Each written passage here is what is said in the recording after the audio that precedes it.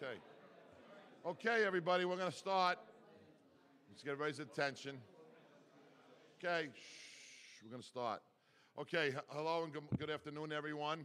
My name is Gary LaBarbera. I serve as the president of the New York City Building and Construction Trades Council, representing 15 national and international unions and over 100,000 unionized construction workers here in the city of New York. It is my high honor and privilege today to be joined by Mayor de Blasio of the great city of New York. And I want to extend my gratitude to business manager Chris Erickson, who you'll be hearing from in a few moments, for allowing us to have this event today at his state-of-the-art training facility. Today, I am very proud to stand with the mayor and the city of New York to announce the signing of a memorandum of understanding that was actually signed yesterday between the Building Trades Council and the city of New York that addresses $2.6 billion of funding for retrofitting at all city buildings in the city of New York and the creation of 3,000 jobs over the next 3 years. The commitment from the building trades, which has been a promise for a long time, I think it's fair to say is now a reality.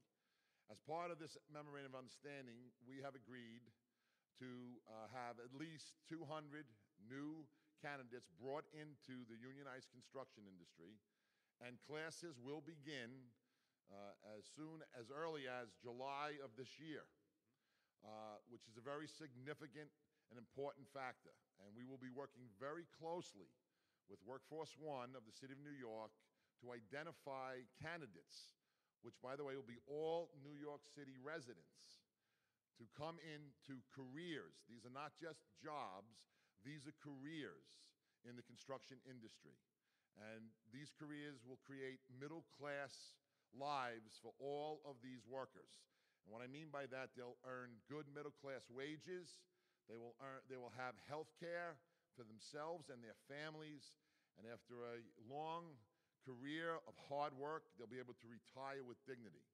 This MOU is a collaboration between the New York City Building Trades and Mayor de Blasio and the City of New York.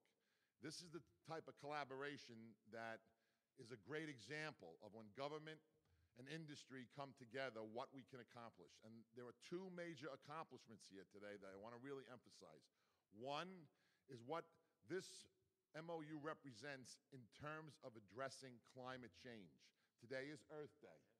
And, I want to just share a quick thought.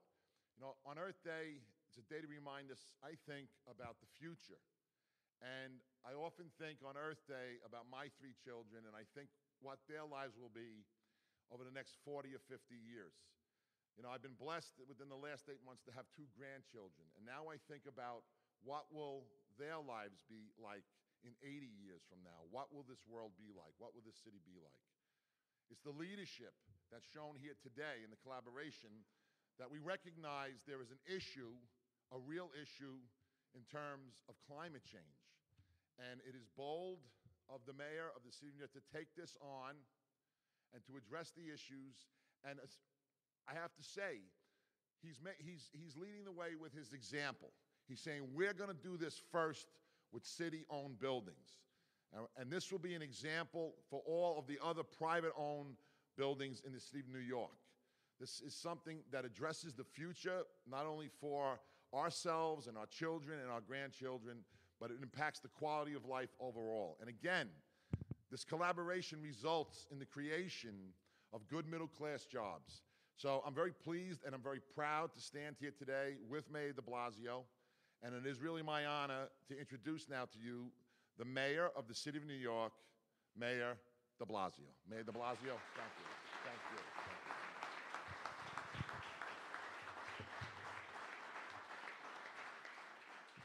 Thank you.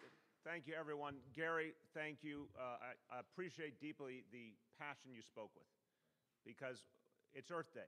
Happy Earth Day, everyone. And Earth Day is not something we're just supposed to talk about. It's something we're supposed to take action about. It's something we're supposed to be serious about. Earth Day is a day to remind all of us of our obligation to Mother Nature. That Mother Earth doesn't take care of herself. We have to take care of her. And Gary just pointed out how this should be the thing that every working person thinks about. How do we protect this earth for our children and grandchildren, and what role can we all play? The fact is that the very same requirement we have to protect our earth also gives us a chance to create tremendous opportunity, to create a huge number of good jobs, long-term jobs for people who need them. This is a case where we have a challenge, but the challenge has a solution, and it's a solution that also gives people a chance to make a good living. So I want to say up front, we have this visual that points out something crucial. 3,000 green jobs. This is just a beginning of addressing in this city the challenge of climate change. But even this first step we're taking is going to produce 3,000 jobs and careers, as Gary said, an opportunity for people to learn skills and then apply them throughout their entire career. One thing we know for sure, and it's a sad reality, climate change, this challenge is going to be with us for decades ahead. Addressing it is going to be an everyday thing. It's going to be part of everyone's lives. But that also means that the people who gain these skills are always going to be in demand. They're always going to be needed. They're going to have a chance to do good for the world around them, while also doing something great for their own family by earning a great living. So this is a beginning that we celebrate today.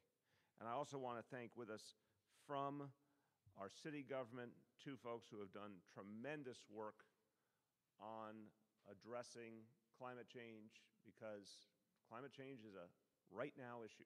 And we saw it, for example, when Superstorm Sandy hit this city. That was the result of climate change. Let's be clear.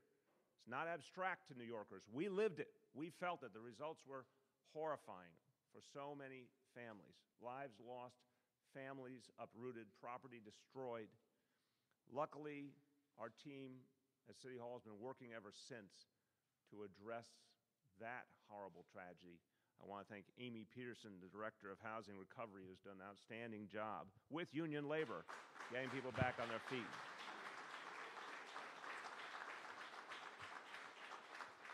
And because we did not take Sandy lightly, we learned the lessons. We work literally every day to be able to protect against the next challenge. And that's where the good work of Dan Zarilli, our Chief Resilience Officer, comes in. Thank you for all you do to protect New York City. And finally, I want to say that the man who represents this district, Councilmember Jimmy Van Bramer, also the majority leader in the City Council, I want to thank you personally. I know how much of an environmentalist you are. The City Council's been there every step of the way when we've talked about things like retrofitting all of our city buildings. My friends, that's not a minor matter. This is a huge city, a huge number of public buildings. We made a commitment that every single one of them would be retrofitted, and soon. City Council's been there every step of the way, making sure that's going to happen. Let's thank Jimmy Van Bramer.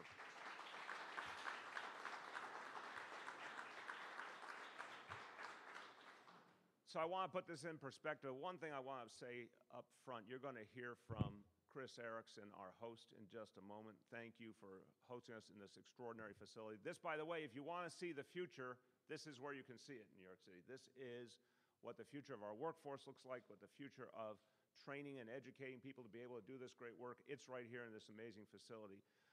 And I want to thank you, because I know this was a labor of love for you to create it. But while we're celebrating the good here, your union's fighting a battle, and I just want to say publicly, as you deal with the problems at Charter Spectrum, I want to express my solidarity with the workers at IBEW and make very clear that City Hall has a strong interest in fairness and justice for working people, and we stand by you as you take on this fight.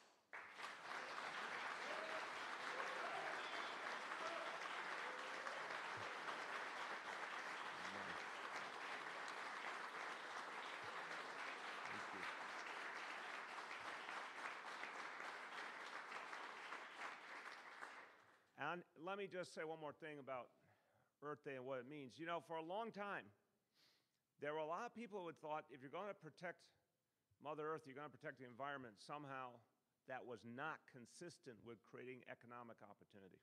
That was considered the reality for a long time. And a lot of people would say, oh, any effort to help the environment and regulation is standing in the way of business, is standing in the way of creating jobs. Well, that was never the reality. That was a false choice.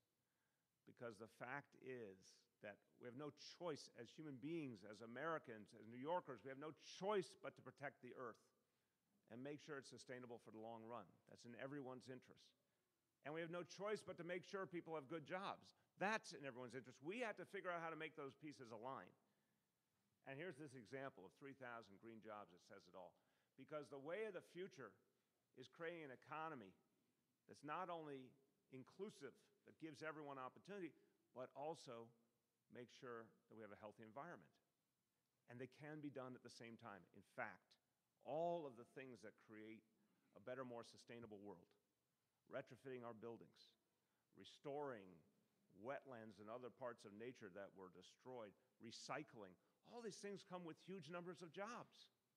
So we have to flip the script and realize, in fact, a healthy environment can be the best way to create a strong economy with lots of opportunity. The building trades, I want to say to Gary, to Chris, you guys have been in the forefront. You've understood that that was a false choice in the past, and we can do something that works for all pieces of the equation. You've taken the concept of Earth Day, you've put it into action every day, and I admire that, and I appreciate that. And look, this is a city with 1 million buildings. I mean, this is astounding. Every day I'm always amazed by what we do in the city, what we have in the city. 1 million buildings. And unlike a lot of other places in the country, by far, our number one source of pollution is those buildings. The emissions that come from those buildings are our biggest challenge.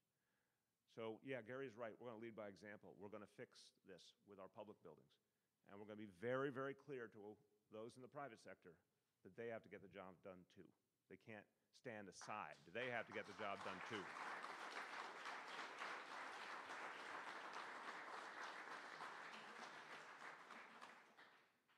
When you think about the fact that we're not only leading by example, but we're putting our money where our mouth is with this training.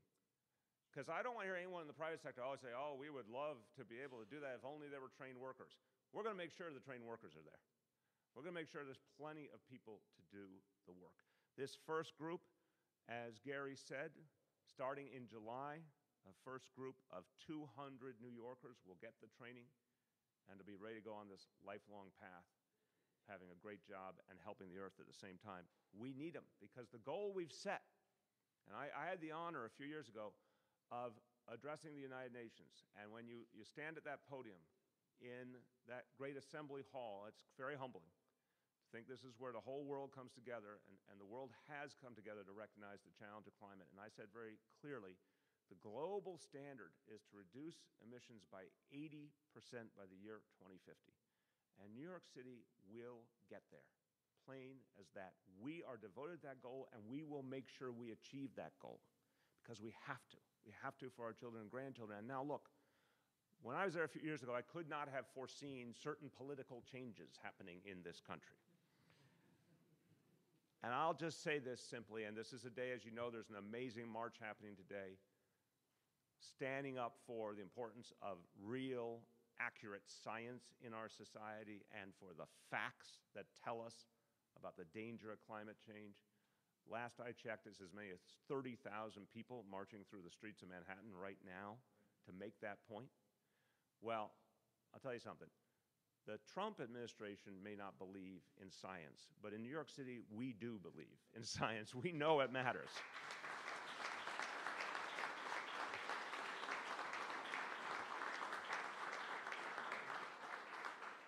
And as with so many things, we're not waiting on Washington, D.C. We're taking charge of our own destiny here in New York City. We have to protect our people. We have to protect our environment. We're going to do it ourselves. And we're going to push with everything we got to get Washington to catch up because it has to be done. So this is a day to celebrate progress. It's only a beginning, my friends. There's one thing we know about this fight. And this is a fight for the future of our planet, for our families. We always have to go farther. We always have to go farther. But now we're going to have 3,000 frontline soldiers in that fight. making our communities cleaner and healthier and better. So it's a day to celebrate. And with that, I want to thank the man who's making sure this training will be the top of the line, the business manager at Local 3 IBW, Chris Erickson.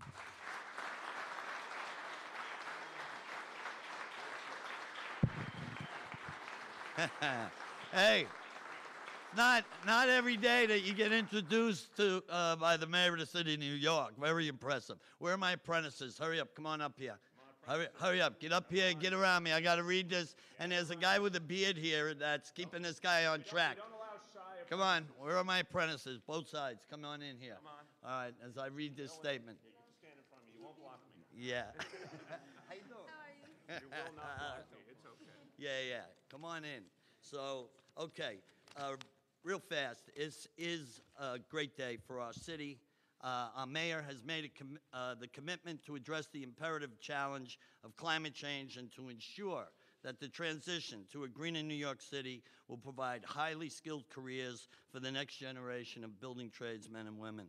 I want to acknowledge the efforts of Gary LaBarbera on behalf of the New York City Building Trades, Vinny Alvarez, who's not here today, president of the New York City Central Labor Council, and Align, the Alliance for a Greater New York, the labor and community alliance that advocates for a just and sustainable New York. And finally, I want to applaud Mayor de Blasio. You call them the de Blasio. I almost caught that, you know? The de Blasio.